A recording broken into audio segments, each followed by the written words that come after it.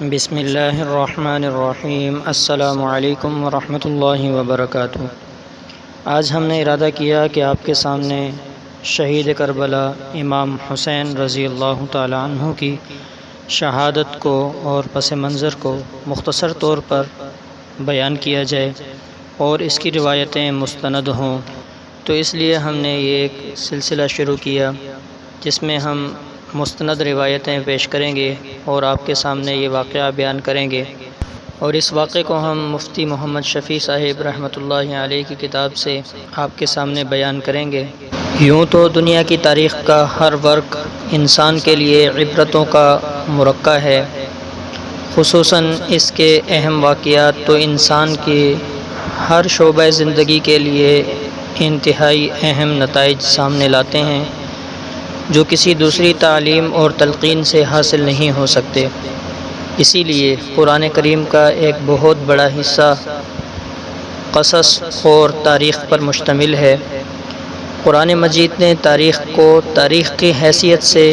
یا کسی قصہ اور افسانے کی حیثیت سے مدون اور مرتب شکل میں پیش نہیں کیا۔ اس میں یہی اشارہ ہے کہ تاریخ خود اپنی ذات میں کوئی مقصد نہیں رکھتی، بلکہ یہ وہ نتائج ہیں جو اقوام کی تاریخ سے اور ان اقوام کے ساتھ پیش آنے والے واقعات سے حاصل ہوتے ہیں۔ اسی لیے قرآن کریم نے قصص کے ٹکڑے ٹکڑے کر کے نتائج کے طور پر ہمارے سامنے پیش فرمایا ہے۔ تو سیدنا و سیدی شباب اہل الجنہ حضرت حسین بن علی رضی اللہ تعالیٰ عنہما کا واقعہ شہادت نہ صرف اسلامی تاریخ کا ایک اہم واقعہ ہے، بلکہ پوری دنیا کی تاریخ میں بھی اس کو ایک خاص امتیازی شان حاصل ہے۔ اس میں ایک طرف ظلم و جور، سنگ دلی اور بے حیائی، محسن کشی کے ایسے ہولناک اور حیرت انگیز واقعات ہیں کہ انسان کو ان کا تصور بھی دشوار ہے، اور دوسری طرف آل رسول صلی اللہ علیہ وسلم کے چشم و چراغ اور ان کے 70 یا 72 متعلقین کی چھوٹی سی جماعت کا باطل کے مقابلے پر جہاد اور ثابت قدمی، قربانی، یہ ایسے واقعات ہیں جن کی نظیر تاریخ میں ملنا مشکل ہے، اور ان دونوں میں آنے والی نسلوں کے لیے ہزاروں عبرتیں اور حکمتیں پوشیدہ ہیں۔ یہ واقعہ شہادت جب سے پیش آیا اس وقت سے لے کر آج تک اس پر بہت سی کتابیں اور واقعات اور تاریخ لکھی جا چکی ہیں۔ ہر زبان میں بے شمار طور پر ان کے واقعات ملتے ہیں، لیکن ایسے واقعات جن سے عوام و خواص کا دلی تعلق ہوتا ہے اس میں غلط سلط روایات کی آمیزش ہو جاتی ہے۔ تو ہم اس میں کوشش کریں گے کہ اس میں کوئی غیر مستند بات نہ آنے پائے۔ خلافت اسلامیہ پر ایک بہت بڑا حادثہ اس وقت پیش آتا ہے جب حضرت عثمان ذی النورین رضی اللہ تعالیٰ عنہ کی شہادت سے فتنوں کا ایک غیر منقطع ہونے والا سلسلہ شروع ہو جاتا ہے۔ اس میں منافقین کی سازشیں اور بھولے بھالے مسلمانوں کے جذبات سے کھیلنے کے واقعات پیش آتے ہیں۔ مسلمانوں کی تلواریں آپس میں چلنے لگتی ہیں، اور مسلمان بھی وہ جو خیر الخلائق بعد الانبیاء کہلانے کے مستحق ہیں۔ خلافت کا سلسلہ جب حضرت امیر معاویہ رضی اللہ تعالیٰ عنہ پر پہنچتا ہے تو حکومت میں خلافت راشدہ کا وہ مثالی رنگ نظر نہیں آتا جو خلفائے راشدین کی حکومتوں کو حاصل تھا۔ حضرت معاویہ رضی اللہ تعالیٰ عنہ کو مشورہ دیا جاتا ہے کہ زمانہ سخت فتنے کا چل رہا ہے، آپ اپنے بعد کے لیے کوئی ایسا انتظام کر دیں کہ مسلمانوں میں پھر دوبارہ سے تلوار نہ نکلے اور خلافت اسلامیہ پارا پارا ہونے سے بچ جائے۔ تو حالات کے تقاضے کے مطابق یہاں کوئی نامعقول بات تو نہیں کی گئی، لیکن اس کے ساتھ ہی بعض لوگوں نے حضرت امیر معاویہ رضی اللہ تعالیٰ عنہ کے سامنے ان کے بیٹے یزید کا نام خلافت کے لیے پیش کر دیا۔ کوفہ سے 40 مسلمان آئے یا ان کو کسی نے بھیجا، حضرت معاویہ رضی اللہ تعالیٰ عنہ سے انہوں نے اس کی درخواست کی کہ آپ کے بعد آپ کے بیٹے یزید سے زیادہ کوئی بھی قابل اور ملکی سیاست کا ماہر ہمیں نظر نہیں آتا، اس لیے بیعت خلافت لے لی جائے۔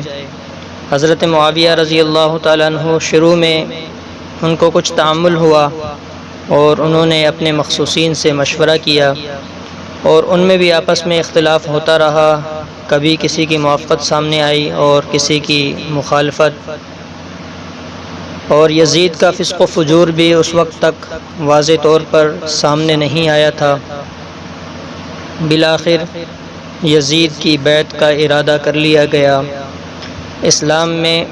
سب سے بڑا حادثہ یزید کی بیعت کا پیش آتا ہے۔ شام و عراق میں معلوم نہیں کہ کس کس طرح لوگوں نے یزید کی بیعت کا چرچا کر دیا اور یہ شہرت دے دی کہ شام و عراق، کوفہ اور بصرہ یزید کی بیعت پر متفق ہو چکے ہیں۔ اب حجاز کی طرف رخ کیا گیا اور حضرت امیر معاویہ رضی اللہ تعالیٰ عنہ کی طرف سے امیر مکہ و مدینہ کو اس کام کے لیے مامور کیا گیا۔ مدینہ کا عامل مروان تھا، اس نے خطبہ دیا اور لوگوں سے کہا، امیر المومنین حضرت معاویہ رضی اللہ تعالیٰ عنہ حضرت ابوبکر اور حضرت عمر رضی اللہ تعالیٰ عنہ کی سنت کے مطابق یہ چاہتے ہیں کہ اپنے بعد کے لیے یزید کی خلافت پر بیعت لی جائے۔ عبد الرحمن بن ابی بکر رضی اللہ تعالیٰ عنہ کھڑے ہوئے اور انہوں نے کہا کہ یہ بات غلط ہے،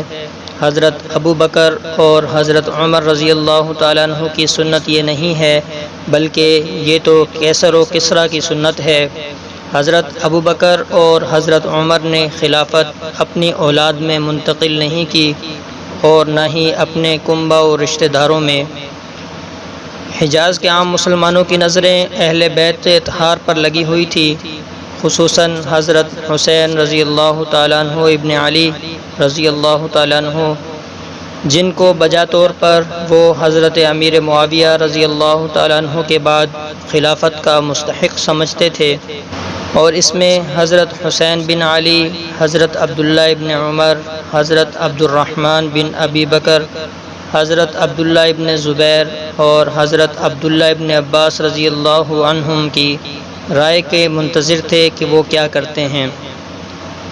ان حضرات کے سامنے اول تو کتاب و سنت کا یہ اصول تھا کہ خلافت اسلامیہ خلافت نبوت ہے، اس میں وراثت کا کوئی دخل نہیں ہے، باپ کے بعد بیٹا خلیفہ ہو یہ ضروری نہیں، بلکہ ضروری یہ ہے کہ آزادانہ انتخاب سے خلافت کا تقرر کیا جائے۔ دوسرے، ان کی نگاہ میں یزید کی ذاتی حالات بھی تھے اور وہ ان کو اس بات کی اجازت نہیں دیتے تھے کہ یزید کو تمام ممالک اسلامیہ کا خلیفہ مان لیا جائے۔ ان حضرات نے اس تجویز کی مخالفت کی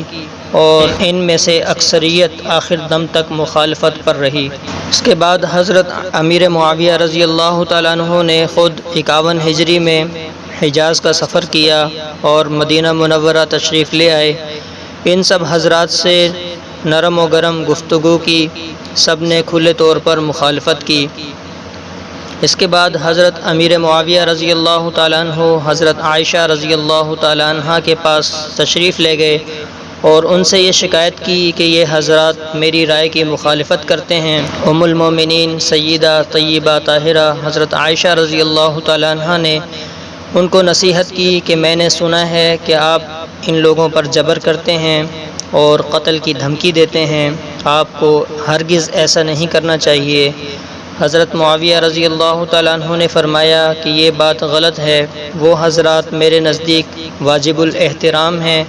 میں ایسا نہیں کر سکتا، لیکن بات یہ ہے کہ شام اور عراق اور عام اسلامی شہروں کے باشندے یزید کی بیعت پر متفق ہو چکے ہیں، بیعت خلافت مکمل ہو چکی ہے، اب یہ چند حضرات مخالفت کر رہے ہیں۔ اب آپ بتائیں کہ مسلمانوں کا کلمہ ایک شخص پر متفق ہو چکا ہے اور بیعت مکمل ہو چکی ہے، کیا میں اس بیعت کو مکمل ہونے کے بعد توڑ دوں؟ ام المومنین رضی اللہ عنہا نے فرمایا کہ یہ تو آپ کی رائے ہے، آپ جانیں اور آپ کا کام، لیکن میں آپ سے یہ کہتی ہوں کہ ان حضرات پر تشدد نہ کیجیے، احترام اور نرمی کے ساتھ ان سے گفتگو کیجیے۔ حضرت معاویہ رضی اللہ عنہ نے ان سے وعدہ کیا کہ میں ایسا ہی کروں گا۔ حضرت حسین اور حضرت عبداللہ ابن زبیر رضی اللہ تعالیٰ عنہما حضرت معاویہ رضی اللہ تعالیٰ عنہ کے قیام مدینہ کے زمانے میں یہ محسوس کرتے تھے کہ کہیں ہمیں مجبور نہ کیا جائے، اس لیے اپنے اہل و عیال سمیت مکہ مکرمہ پہنچ گئے۔ عبداللہ ابن عمر اور عبد الرحمن بن ابو بکر رضی اللہ تعالیٰ عنہ حج کے لیے مکہ مکرمہ تشریف لے گئے۔ حضرت معاویہ رضی اللہ تعالیٰ عنہ مدینہ کے بعد حج کے لیے مکہ مکرمہ تشریف لے گئے۔ یہاں شروع میں انہوں نے حضرت عبداللہ ابن عمر رضی اللہ تعالیٰ عنہ کو بلایا اور ان سے فرمایا کہ اے ابن عمر رضی اللہ عنہ، تم مجھ سے کہا کرتے تھے کہ مجھے ایک رات ایسی گزارنا پسند نہیں کہ جس میں میرا کوئی امیر نہ ہو۔ میں نے اس امر کے پیش نظر اپنے بعد کے لیے یزید کی خلافت پر بیعت لے لی ہے کہ میرے بعد مسلمانوں میں افراتفری نہ پھیلے۔ سب مسلمان اس پر متفق ہو گئے ہیں، تعجب ہے کہ آپ اختلاف کر رہے ہیں۔ میں آپ کو متنبہ کرتا ہوں کہ مسلمانوں کے جمع شدہ نظم کو خراب نہ کریں اور فساد نہ پھیلائیں۔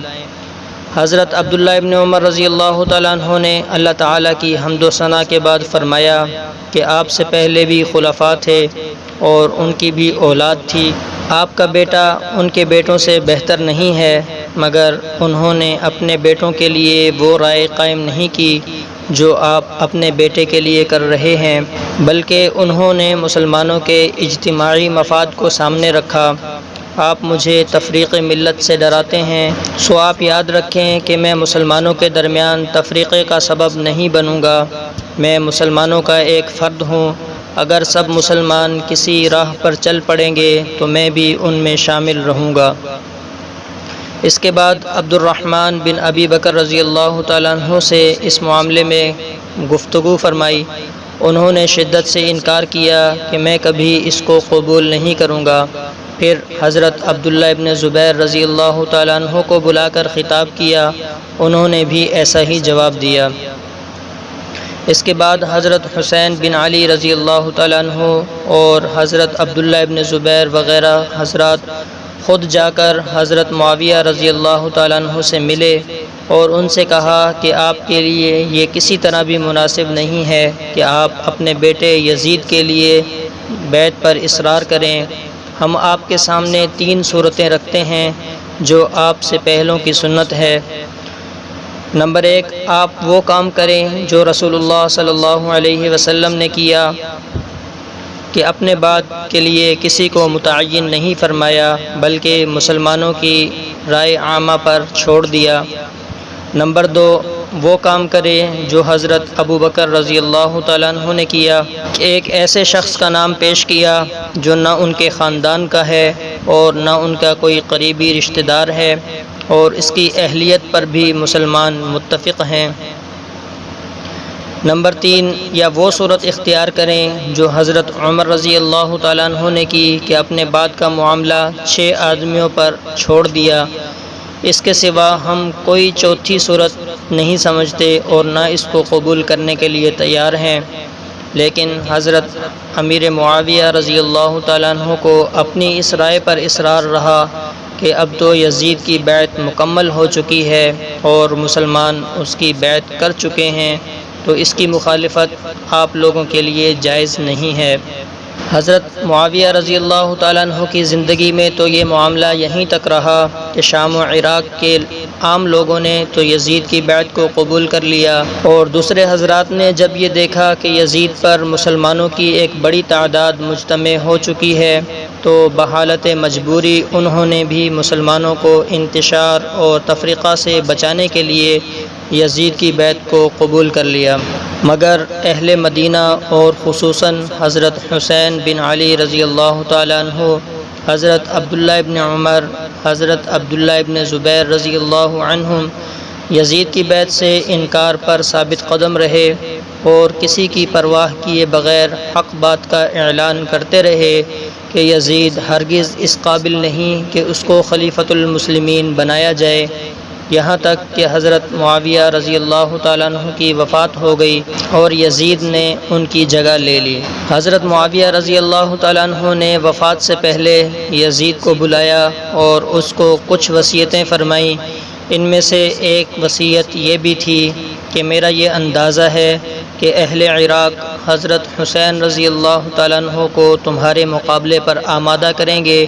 اگر ایسا ہوا اور مقابلے میں تم کامیاب ہو جاؤ تو ان سے درگزر کرنا اور ان کی رسول اللہ صلی اللہ علیہ وسلم کے ساتھ جو قرابت ہے اس کا پورا احترام کرنا، ان کا سب مسلمانوں پر بہت بڑا حق ہے۔ آج کے لیے اتنا ہی، انشاءاللہ اگلی ویڈیو میں ہم آپ کے سامنے اس سے آگے واقعہ تفصیل سے بیان کریں گے۔